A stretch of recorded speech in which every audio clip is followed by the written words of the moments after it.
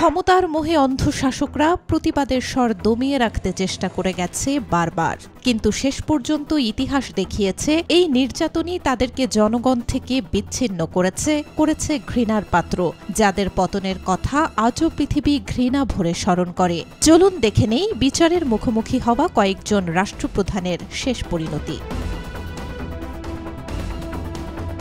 ইতিহাসের একজন গণধিকৃত এক নায়ক রোমানিয়ার কমিউনিস্ট নেতা নিকোলাই চসেস্কু ১৯৬৭ সালে কমিউনিস্ট রোমানিয়ার রাষ্ট্রপ্রধান হিসেবে ক্ষমতায় আসেন। তার সময় রোমানিয়ায় বাক স্বাধীনতা বলে কিছুই ছিল না। ক্ষমতাসীনদের নিয়ে যে কোনো ধরনের সমালোচনাই নিষ্ঠুর হাতে দমন করা হতো। দেশের সর্বত্র ছিল গোপন পুলিশের উপস্থিতি। ১৯৮৯ সালে তার বিরুদ্ধে শুরু হয় গণবিক্ষোভ। আন্দোলন ঠেকাতে শুরু করেন গণহত্যা, গণগ্রেপ্তার সহ স্বেচ্ছাচারী আচরণ। বিক্ষোভের মুখে ওই বছরই ২২ ডিসেম্বর হেলিকপ্টারে করে পালিয়ে যান তিনি ও তার স্ত্রী। একই বছর ২৫ ডিসেম্বর বড়দিনে ধরা পড়ার পর মাত্র ২ ঘণ্টার বিচার শেষে স্ত্রীসহ মৃত্যুদণ্ডে দণ্ডিত করা হয় রোমানিয়ার কসাই খ্যাত নিকোলাই চসেস্কুকে।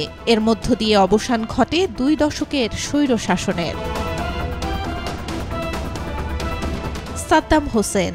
ইরাকের সাবেক রাষ্ট্রপতি সাদ্দাম হোসেন আরব জাতীয়তাবাদের ভিত্তিতে ধর্মনিরপেক্ষ এবং আধুনিক ইরাক গড়ে তুলতে প্রয়াস নেন, কায়েম করেন একদলীয় শাসন। ১৯৮০ সালে ইরানের সাথে ৯ বছরের যুদ্ধে জড়িয়ে পড়েন। ১৯৯১ সালে জড়ান উপসাগরীয় যুদ্ধে। ইরাকের স্থিতিশীলতার বিরুদ্ধে যায় এমন সব পক্ষকে নির্মূল করার উদ্যোগ নেন সাদ্দাম হোসেন। পক্ষগুলোর মধ্যে ছিল ইরাকি শিয়া মুসলিম, কুর্দি, ইরানি তুর্কি জনগণ। অভিযোগ আছে দুজাইলে ১৪৮ জন শিয়া মুসলিমকে হত্যা করা হয় তারই নির্দেশে। ২০০৩ সালে যুক্তরাজ্যের নেতৃত্বে কতিপয় রাষ্ট্র ইরাক আক্রমণ করে। অভিযোগ সাদ্দাম হোসেন ব্যাপক ধ্বংসাত্মক অস্ত্র তৈরি করছে, যদিও যুদ্ধ পরবর্তী সময়ে সেসব কোনো অস্ত্রের হদিসও পাওয়া যায়নি। ক্ষমতাচ্যুত হন সাদ্দাম। ১৩ ডিসেম্বর আমেরিকান সেনাদের কাছে ধরা পড়েন। মানবতাবিরোধী অপরাধে ২০০৬ সালের ৩০ ডিসেম্বর ইরাকে সাদ্দাম হোসেনের ফাঁসি কার্যকর হয়। মিশরের সাবেক প্রেসিডেন্ট হোসনি মোবারক ৩ দশকের শাসনামলে মানবাধিকার লঙ্ঘন ও ব্যাপক লুটপাটের অভিযোগে দীর্ঘ বিচার প্রক্রিয়া শেষে মুক্তি পান। মোবারকের বিরুদ্ধে অনেক গুরুতর অভিযোগ আনা হলেও ছোটখাটো একটি দুর্নীতি মামলাতেই শুধু তার সাজা হয়। অথচ তার বিরুদ্ধে তাহরির স্কয়ারে বিক্ষোভে পুলিশ দিয়ে ২৩৯ জন আন্দোলনকারীকে হত্যা, রাষ্ট্রীয় কোষাগার থেকে কয়েক মিলিয়ন ডলার লুট, ২০১১ সালের বিক্ষোভের সময় পুরো দেশের ইন্টারনেট সংযোগ বিচ্ছিন্ন করার মতো গুরুতর অভিযোগ ছিল। ২০২১ সালের ২৫ ফেব্রুয়ারি ৯১ বছর বয়সে মারা যান তিনি।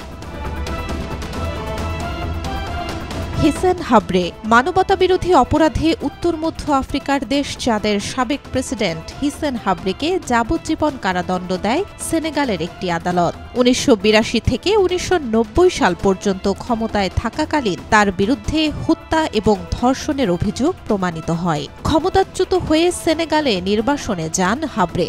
২০০৫ সালে বেলজিয়াম তার বিরুদ্ধে গ্রেপ্তারি পরোয়ানা জারি করলে ২০১৩ সালে সেনেগালেই তাকে গ্রেপ্তার করা হয়। এর আগে একই বছর হাব্রেকে মৃত্যুদণ্ড দেয় চাদের একটি আদালত। শেখ হাসিনা। সর্বশেষ ২০২৪ সালের জুলাইতে গণঅভ্যুত্থানের মুখে ভারতে পালিয়ে যান বাংলাদেশের সাবেক প্রধানমন্ত্রী শেখ হাসিনা। চলতি বছর ১৭ নভেম্বর গণঅভ্যুত্থানে সংঘটিত মানবতাবিরোধী অপরাধে সাবেক এই প্রধানমন্ত্রীকে মৃত্যুদণ্ড দেয় আন্তর্জাতিক অপরাধ ট্রাইব্যুনাল। এমন বহু শাসকও ছিলেন যারা দেশ ছেড়ে পালিয়ে গিয়ে অন্য দেশে আশ্রয় নেন। তাদের বিচার হয়নি কিংবা নির্বাসনেই মারা যান। জেনে নেই এমন কিছু শাসক সম্পর্কে। ইদি আমিন। ১৯৭০-এর দশকে উগান্ডার স্বৈরশাসক ইদি আমিন ক্ষমতায় থাকার সময় ব্যাপক মানবাধিকার লঙ্ঘন, বিচার বহির্ভূত হত্যা এবং দুর্নীতির জন্য অভিযুক্ত হন। জনরোষের মুখে ক্ষমতাচ্যুত হয়ে ১৯৭৯ সালে দেশ ছেড়ে যেতে বাধ্য হন তিনি। আশ্রয় নেন সৌদি আরবে। ২০০৩ সালে রিয়াদের একটি হাসপাতালে মারা যান তিনি। বেন আলী 2011 সালে মধ্যপ্রাচ্য এবং উত্তর আমেরিকার কয়েকটি দেশে স্বৈরশাসকদের বিরুদ্ধে গণ আন্দোলন শুরু হলে ক্ষমতাচ্যুত হন তিউনিশিয়ার বেন আলী। 23 বছর দেশ শাসন করার পর গণ আন্দোলনের মুখে তিনি দেশ থেকে পালিয়ে সৌদি আরবে আশ্রয় নেন। জেদ্দার একটি হাসপাতালে 2023 সালে মারা যান তিনি। ভিক্টর ইয়ানুকোভিচ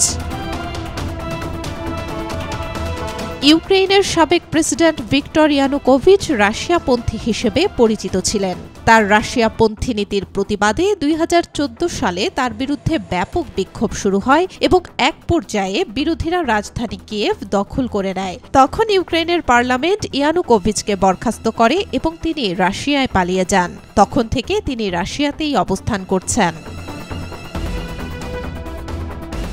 বাশার আল আসাদ সিরিয়ায় 2 যুগ ধরে ক্ষমতায় ছিলেন বাশার আল আসাদ। এর মধ্যে প্রায় 1 দশক তাকে ক্ষমতায় টিকিয়ে রাখতে বড় ভূমিকা পালন করে রাশিয়া। গত বছরের 9 ডিসেম্বর বিদ্রোহীদের অভিযানে বাশার আল আসাদের পতন হয়। তিনি রাশিয়ায় পালিয়ে যান।